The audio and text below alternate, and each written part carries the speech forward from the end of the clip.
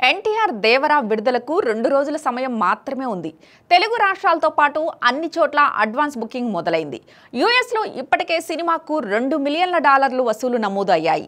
విడుదల రోజు వరకు ఆ మొత్తం $2.5 మిలియన్ చేరే అవకాశాలు ఉన్నాయనే ప్రచారం జరుగుతోంది. తెలుగు రాష్ట్రాలతో పాటు నార్త్ ఇండియాలో తమిళనాడు, కర్ణాటకలో భారీ వసూలు నమోదు అయ్యే అవకాశాలు ఉన్నాయి.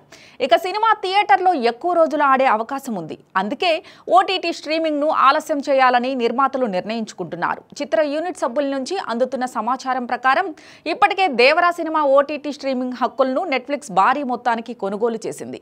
అయితే సినిమాను 7 వారాల తర్వాత స్ట్రీమింగ్ చేయాలనే కండిషన్ పెట్టిన సమాచారం అందుతోంది.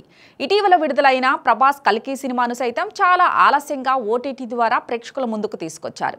అదే తరహాలో దేవరా సినిమాను ఓటీటీలో 7 వారాల తర్వాతే స్ట్రీమింగ్ చేయాలని నిర్ణయించుకున్నారు.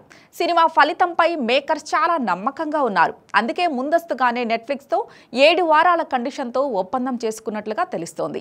సాధారణంగా 3-4 వారాల్లోనే సినిమా ఓటీటీలో వస్తుంది కదా అని చాలా మంది ప్రేక్షకులు థియేటర్ల వైపు వెళ్లడం లేదు. కానీ దేవరా సినిమా ఓటీటీలో రావడానికి చాలా సమయం ఉందనే ఉద్దేశంతో ఖచ్చితంగా థియేటర్లకు వెళ్లి చూసే వారి సంఖ్య ఎక్కువగా ఉంటుంది అని నిర్మాతలు భావిస్తున్నారు.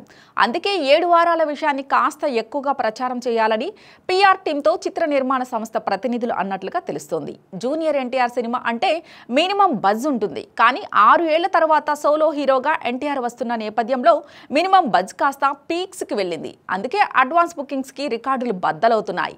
ఎన్టీఆర్ RRRతో పాన్ ఇండియా స్థాయిలో గుర్తింపు దక్కించుకున్నారు. పైగా ఎన్టీఆర్ దేవరా సినిమా కోసం ముంబైలో 2-3 రోజులు ఉండి మరీ ప్రమోషన్ కార్యక్రమాల్లో పాల్గొన్నారు. అందుకే నార్త్ లో సినిమా కుమ్మేయడం ఖాయం అనే భావం వ్యక్తమవుతోంది.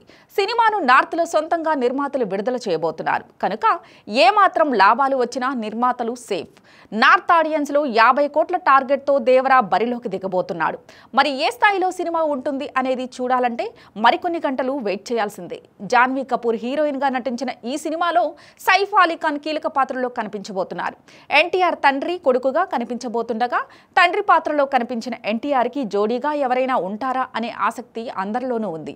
ప్రతి పాత్ర చాలా వెయిట్ కలిగి ఉంటుందని ఇటీవల ఓ ఇంటర్వ్యూలో ఎన్టీఆర్ చెప్పుకొచ్చారు. అందుకే సినిమా 2 పార్టులుగా రాబోతున్నట్లు ఎన్టీఆర్ పేర్కొన్నారు.